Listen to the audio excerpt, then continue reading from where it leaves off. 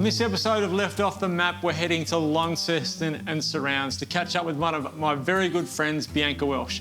Now, Bianca is part owner of Stillwater and Black Cow and has been in the hospitality industry for as long as I can remember. So there's no one better to show us around Launceston, but also Stillwater. Stillwater is a food icon in the north of Tasmania, probably a food icon in all of Tasmania, to be honest. Gonna sear off some eye fillet and make a savoury, fresh sauce to go with it.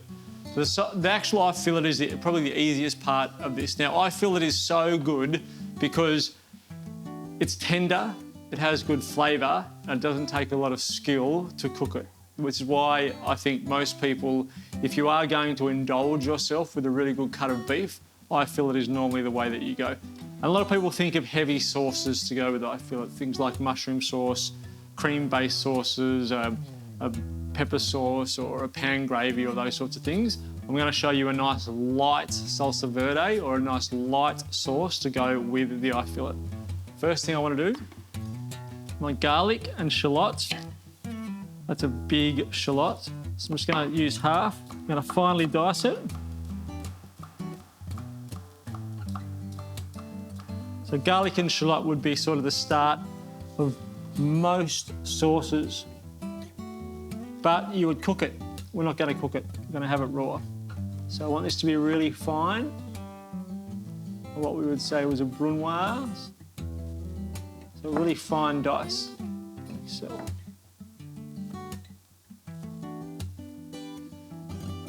Then, with the garlic, I want to do the same thing. I'm only going to use half a clove. And again, a really fine dice.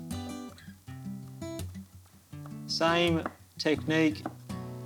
So knife that way, then cut through the middle.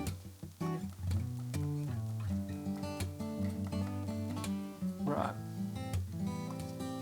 So that's my brunoised garlic and shallot. Pop that into a bowl. Now to go with that, I've got a lot of fresh herbs. So I've got mint and coriander. Really fresh, beautiful, vibrant, great colours. Slice them thinly, so a chiffonade. Pop that in.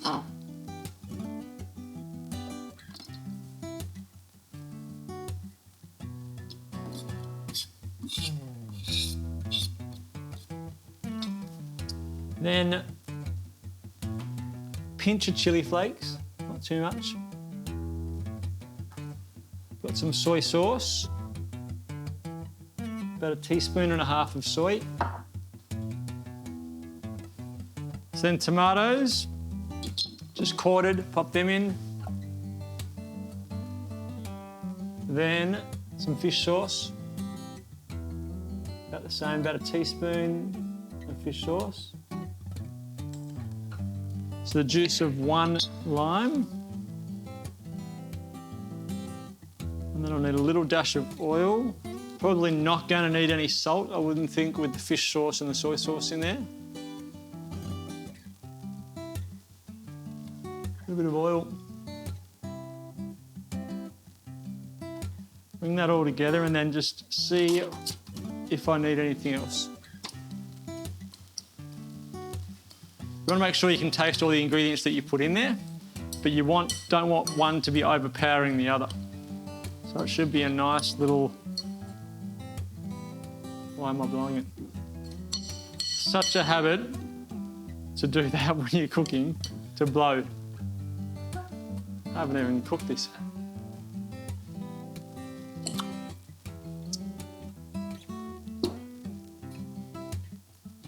I'm going to add the sweet chilli, just for the sweetness. Not much, about 2 teaspoons of sweet chilli sauce. You can add honey if you want to. You just need some sweetness. So you just put a teaspoon of sugar in there. The only thing that was missing was sweetness. All right. And yes, I did taste off my spoon and put it back in, but it's my food, so I'm allowed to do it. I'm not serving it to anyone. Now to cook our eye fillet. So you want a nice hot pan. So there's a little bit of science and a little bit of technique in cooking a good piece of meat. So what we want to happen is as soon as we put that meat in the pan, it needs to sizzle. That means that the pan is hot enough. We are trying to create a reaction or an effect called the Maillard reaction. That's when you get that nice crust on the outside of the meat. And that happens because of a reaction that takes place with the carbohydrates, the proteins, and the fats in the meat. And they bond together to create this Maillard effect or Maillard reaction. We want to get that on both sides. So it's going to take about 4 minutes for this to happen. It needs to be nice and hot for that reaction to take place. A little bit of oil, and oil, make sure you oil the meat and not the pan. Because if we've got oil sitting in the pan and it's getting hotter and hotter and hotter while we wait for the pan to get up to temperature, the oil is going to go, it's going to smoke, it's going to get too hot, it's going to go rancid. So this way the oil is only making contact with the pan when the meat does. And the reason we use oil, this is a non-stick pan, so we don't need it for the non-stick component of it. We need the oil because it's a great conductor of heat from the pan to the meat. So we get that great conduction of heat, or that layer of conduction of heat between what we're cooking and what we're cooking on. So let's see if we've got enough temperature. All right, so you hear that sizzle straight away, which is what we want. Now, make sure your steaks have come out of the fridge at least an hour, half an hour to an hour before you cook them. You don't want to be putting a steak in a fry pan that's 100 and something degrees and the inside of your steak is 4 degrees because you're going to burn the outside of your steak before you get the inside up to 50 degrees, which is where we wanted to get for service. All right, here we go.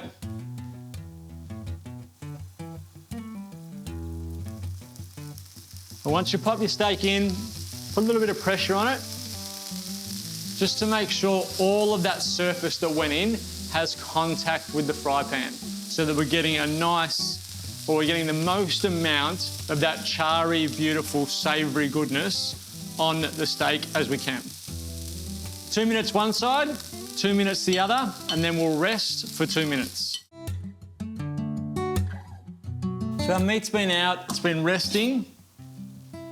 I'm gonna cut through it. Really happy with that.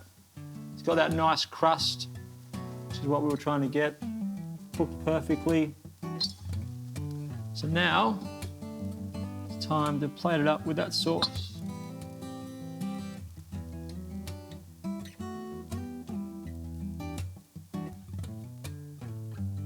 It feels like it's such a shame to you're almost covering up all of your good work with the cooking of the meat, but trust me, this sauce is worth it.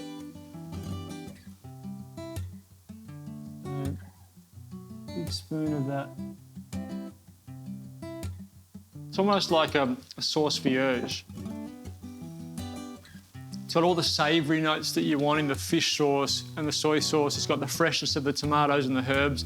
And it's a great way to have something that's normally served with a really, really heavy or cream-based or pan-finished sauce, having it with something a little bit lighter.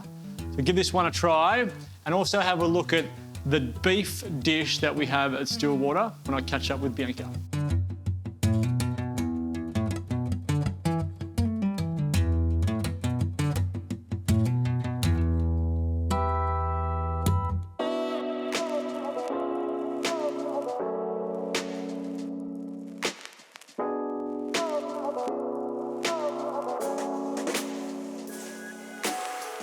I'm meeting up with award-winning businesswoman Bianca Welsh. Bianca is taking me on a tour of the luxurious Stillwater 7 and shares her story behind its design and inspiration.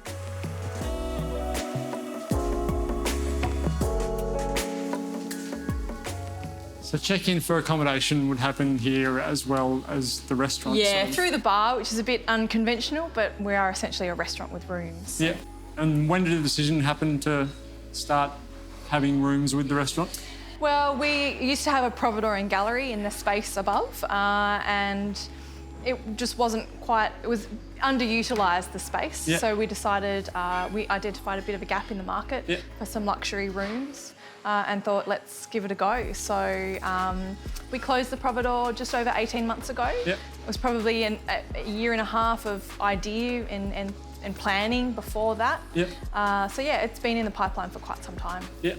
All right, let's go and have a look at the room. Okay. I'm excited. It's such a beautiful building. Thank you.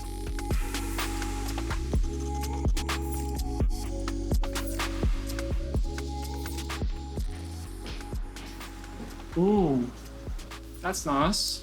Yeah, this is our guest lounge, so for in-house guests only.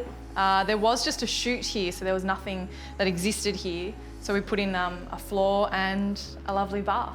So the idea of this is that if you want something anytime, you can come down here, you can relax or grab something and go back to your room? Yes. That's the idea? Yeah, and honesty bar system, so which I hear is very Tasmanian. A lot of people go, oh, you only see this in Tasmania. It is. I think of driving along the highway and there's always a little fruit honesty box sort of setups. Yeah, it's funny when you hear interstate tourists talk about that because we're so used to it. Yeah. Yeah. That's a nice setup. These are extra provisions that are not in your room, and when we show you to your room, you'll see that there's lots in your in-room pantry. Right. So this is just in addition to. Wow, okay. All right, let's go. I can't wait to see these rooms. So we have you in Suite 5, one of our best suites. Thank you for looking after me. Wow. Oh. So this one has some of the best features with the old pulley system. That was one of the biggest challenges for the architects, is that they wanted to try to get the beams in at least one of the rooms where it was featured on either side. Yeah. So yeah, the rooms on either side of this are just a little bit smaller so that this one really showcases the structure. What's in there? I'll let you have the honours of opening that up. That is a nice setup.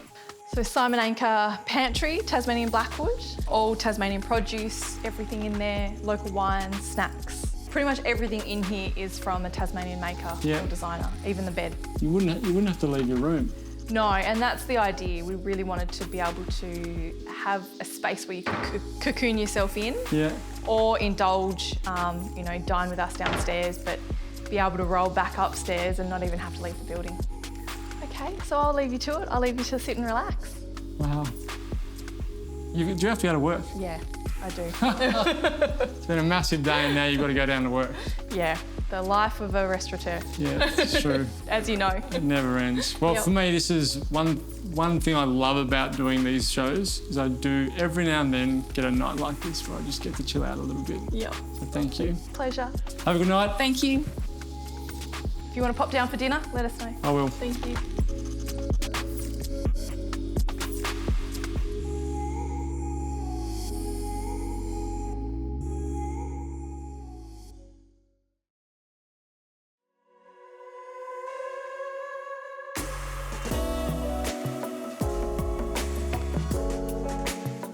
These are pot stickers, I can tell straight away, with abalone XO and salt bush on top. Yep. That for me, if I saw that on a menu, that's probably the first thing I would go for. So I'm glad Craig brought them popular. out. Yes. They are popular? Yes. Great. I reckon our best-selling item on the menu. Really? Yeah. How long have they been on the menu? Are they new? No, maybe they came on over summer. Yep. And I don't think will ever be able to take them off. They'll stay It'll there have for to a be while, a I staple. reckon. Yep. Scallops. Katsuobushi butter. Yep. Katsuobushi flakes. Which they start to move with the heat and the moisture. So that's cool. And you say the stones were hand foraged? Yep, from Bellboy Beach, not far from here. Washed and boiled and washed every night. And then the classic sort of minute steak. Yes. Just taken to another level. Yep, Cape Green beef, pepinata. That is a very, what I would think is a European bistro dish, which is, for lunch, is bang on. Yep, Yorktown organic leaves. Yep. They do a good job, don't they? Yorktown Amazing. Organics. They're great. So great.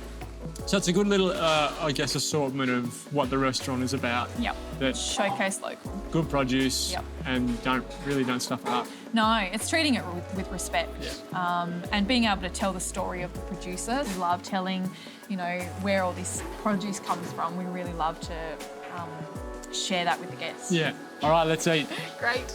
Pot stickers first. Yep. I'm going to have a scallop first.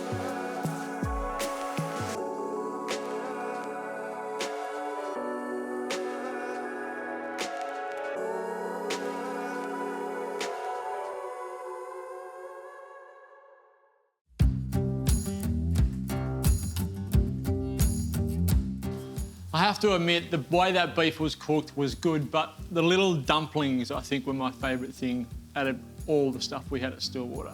So I'm going from a really, I guess, a prime cut, a more expensive cut with the eye fillet, to now going back to a real secondary cut in mince. I'm going to bulk the mince out with a little bit of pork mince. It helps add some flavour and fat to a dish. So I'm making a ragu or a bolognese, I guess. I'm using my favourite sauce, which is arrabbiata. Has a little bit of chilli in it, which I absolutely love. First thing, whenever you're making a ragu, is to create the base of the sauce. It's the most important part. So garlic, got 2 cloves, 2 big cloves of garlic, and I'm going to use both cloves, thinly sliced. I mean, this is going to cook for a decent amount of time, so you can sort of cut this pretty roughly. So 2 cloves of garlic, roughly chopped, a brown onion,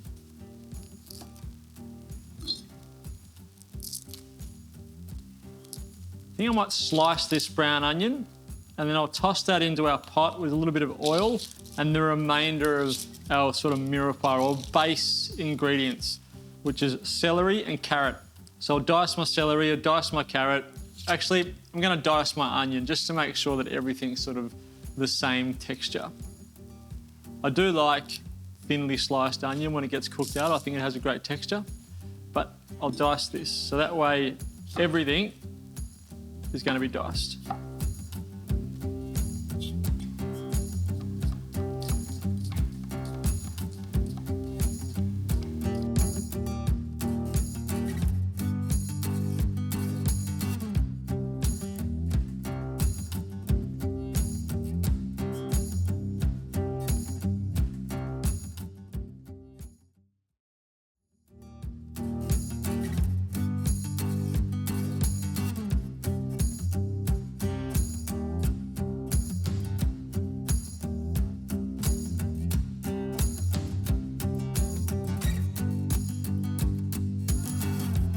My mirepoix, my beef and my pork and my tomato paste have all been cooked out now. When you add the tomato paste, make sure you cook that tomato paste out, otherwise it can be a little bit sweet and it tastes a little raw.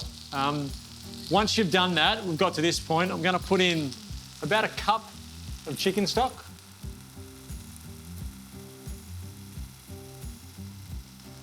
And my arrabbiata sauce.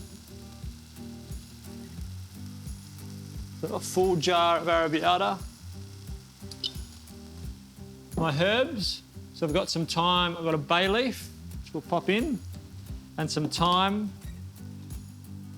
which I'll chop and pop that in. And then I'll show you a great little tip when you're making a pasta sauce like this, if you've got time to do it.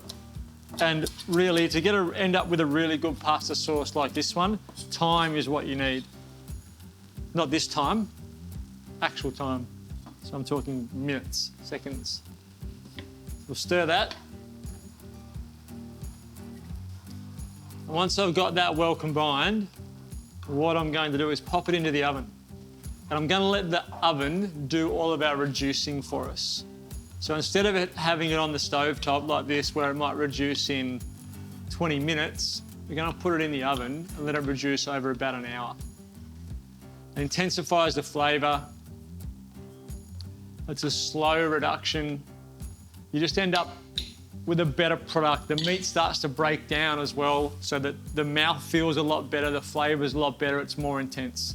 So we'll pop that into the oven.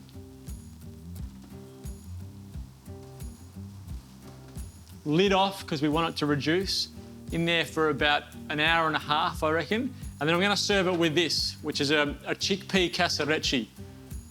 Pasta on its own is fantastic if you cook it in seasoned water, but what I like about this, it adds a different texture and a different flavour to what you would normally get with just pasta. So it's good to try these new things that Barilla come out with to see whether it's going to add to your dish. And this one with the chickpea flavour and the texture that it's got, I think really does. And because we're serving a ragu, something like a casserecci is great. It's going to hold on to all of that chunky sauce. It's designed with the little curls to be able to suck that sauce up and hold it in those curls. So a pasta like this is perfect for a pasta sauce like that.